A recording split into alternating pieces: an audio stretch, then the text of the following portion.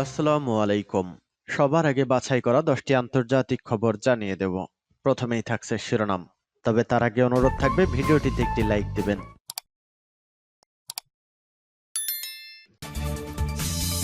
দখলদার ইসরায়েলি বাহিনী এবং ফিলিস্তিন পুরোদমে যুদ্ধ চলছে। আমাদের হাতে এসেছে সর্বশেষ ভয়ঙ্কর সব আপডেট আন্তর্জাতিক সংবাদ। প্রথমেই জানিয়ে দেব সংবাদ শিরোনাম। পেজার বিস্ফোরণ ঘিরে সর্বাত্মক যুদ্ধের শঙ্কা। এরপর জানিয়ে দেব পেজার বিস্ফোরণে চোখ হারালেন ইরানের রাষ্ট্রদূত। এদিকে বাংলাদেশে ভারতের পণ্য রপ্তানি কমেছে 28%। আরও জানিয়ে দিব আগামী সপ্তাহে ট্রাম্পের সঙ্গে সাক্ষাৎ করবেন মোদি। সর্বশেষ জানিয়ে দেব রাশিয়ার হয়ে ইউক্রেনে যুদ্ধরত প্রতারিত ভারতীয়দের আর্তনাদ। এতক্ষণ শুনছিলেন সংবাদ শিরোনাম, এবারে বিস্তারিত। তবে অনুরোধ থাকবে ভিডিওটিতে একটি লাইক করবেন এবং কমেন্ট করে জানিয়ে দিবেন কোন জেলা থেকে আপনি আমাদের এই ভিডিওটি দেখছেন। পেজার বিস্ফোরণ ঘিরে সর্বাত্মক যুদ্ধের শঙ্কা। লেবাননের সশস্ত্র গোষ্ঠী হিজবুল্লাহর ব্যবহার করা কয়েক হাজার পেজার একযোগে বিস্ফোরণের ঘটনায় মধ্যপ্রাচ্যে আরেকটি সর্বাত্মক যুদ্ধ ছড়িয়ে পড়ার আশঙ্কা তৈরি হয়েছে। ইসরায়েলি গোয়েন্দা সংস্থা এসব যোগাযোগ যন্ত্রের বিস্ফোরণ ঘটিয়েছে বলে লেবাননের একটি জ্যেষ্ঠ নিরাপত্তা সূত্র এবং অন্য একটি সূত্র রয়টার্সকে বলেছে। গত মঙ্গলবারের এ নজিরবিহীন বিস্ফোরণের ঘটনায় হিজবুল্লাহর সদস্য সহ 12 জন নিহত হয়েছেন, আহত হয়েছেন প্রায় 3000। পেজার বিস্ফোরণের জন্য ইসরায়েলকে দায়ী করেছে হিজবুল্লাহ। ইসরায়েলের বিরুদ্ধে বদলা নেওয়ারও অঙ্গীকার করেছে তারা। আজ বুধবার এক বিবৃতিতে গোষ্ঠীটি বলেছে, প্রাণঘাতী পেজার বিস্ফোরণের ঘটনা ইসরায়েলের বিরুদ্ধে তাদের অভিযান চালিয়ে নেওয়ার দৃঢ়তাই কেবল বাড়াবে। আগামীকাল বৃহস্পতিবার স্থানীয় সময় বিকেল 5টায় এ নিয়ে ভাষণ দেওয়ার কথা রয়েছে হিজবুল্লাহর প্রধান হাসান নাসরুল্লাহর। তবে এ বিস্ফোরণের ঘটনা নিয়ে কোনো মন্তব্য করতে অস্বীকৃতি জানিয়েছে ইসরায়েলি সেনাবাহিনী। সাধারণত বিদেশের মাটিতে চালানো অভিযানের বিষয়ে আনুষ্ঠানিক মন্তব্য করা থেকে বিরত থাকে ইসরায়েল। পেজার বিস্ফোরণে চোখ হারালেন ইরানের রাষ্ট্রদূত। ওয়্যারলেস ডিভাইস পেজার বিস্ফোরণে এক চোখ হারিয়েছেন লেবাননে নিযুক্ত ইরানের রাষ্ট্রদূত মুজতাবা আমানি। মঙ্গলবার 17 সেপ্টেম্বর এ ঘটনায় তিনি অন্য চোখেও গুরুতর আঘাত পেয়েছেন বলে জানা গেছে। মার্কিন সংবাদ মাধ্যম নিউ ইয়র্ক টাইমসের বরাত দিয়ে টাইমস অব ইসরায়েল বুধবার 18 সেপ্টেম্বর এক প্রতিবেদনে এ খবর জানিয়েছে। ইসলামিক রেভলিউশনারি গার্ড কর্পসের সদস্যরা নিউ ইয়র্ক টাইমসকে বলেছেন, প্রাথমিকভাবে যে তথ্য দেয়া হয়েছিল আমানির আঘাত তার থেকে অনেক বেশি গুরুতর এবং তাকে চিকিৎসার জন্য তেহরানে নেওয়া হতে পারে। সংবাদ মাধ্যমটি বলছে, সামাজিক যোগাযোগ মাধ্যমে ছড়িয়ে পড়া ভিডিওতে হামলার পর লেবাননের একটি রাস্তায় দেখা যায় ইরানের রাষ্ট্রদূতকে। তার শার্টের সামনের অংশে রক্ত লেগে থাকতেও দেখা যায়।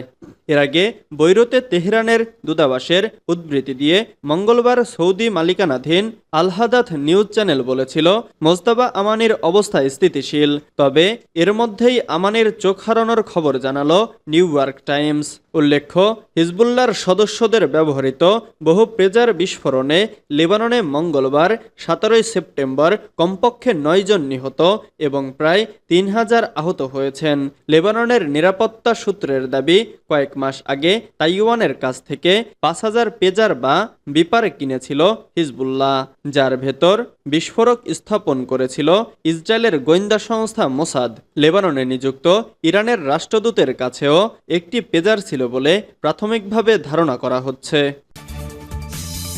বাংলাদেশে ভারতের পণ্য রপ্তানি কমেছে 28%। বাংলাদেশে ভারতের পণ্য রপ্তানি গত আগস্ট মাসে 28% কমে গেছে। ওই মাসে বাংলাদেশে 68 কোটি 10 লাখ মার্কিন ডলারের পণ্য রপ্তানি করেছে ভারত। গত বছরের আগস্টে এর পরিমাণ ছিল 94 কোটি 30 লাখ ডলার।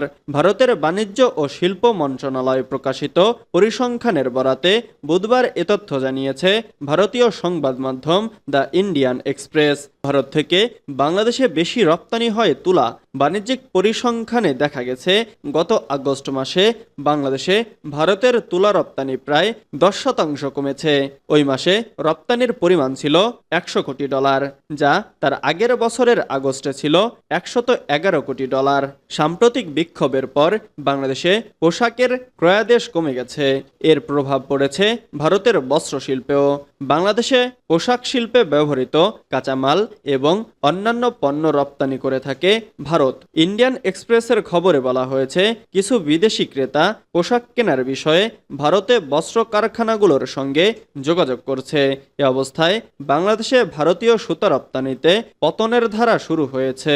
রেটিং সংস্থা ক্রিসিল অবশ্য বলেছে, বাংলাদেশের সাম্প্রতিক ঘটনাবলী ভারতের বাণিজ্যের ওপর উল্লেখযোগ্য প্রভাব ফেলেনি, কিন্তু দেশটিতে যদি অস্থিরতা দীর্ঘস্থায়ী হয় তাহলে সেটি ভারতের কিছু রপ্তানিমুখী শিল্পের জন্য আয় ও চলতি মূলধন ঘাটতির কারণ হতে পারে।